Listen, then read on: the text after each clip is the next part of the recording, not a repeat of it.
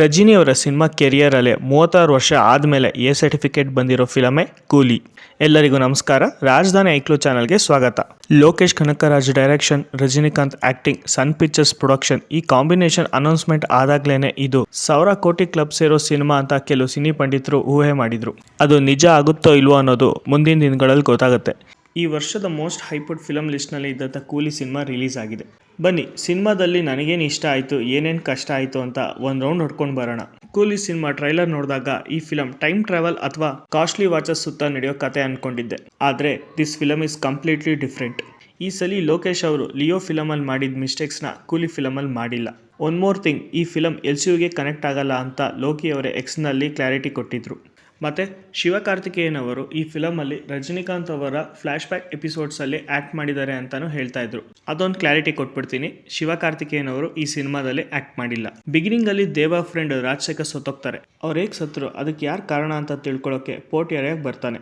ಅಲ್ಲಿ ಮೋನಿಕಾ ಸಾಂಗು, ಕೂಲಿಗಳನ್ನ ಕಂಟ್ರೋಲ್ ಮಾಡೋ Dayalu, Kalyani under boyfriend, Simon ಮಗ ಪೋರ್ಟಿಯರದಲ್ಲಿ customs officer, Deva flashback, Kallesha mass entry, dad little prince ಆಗಿ ದಾಹ ಕ್ಯಾರೆಕ್ಟರ್ ಸಿನಿಮಾದಲ್ಲಿ ಬರ್ತಾರೆ.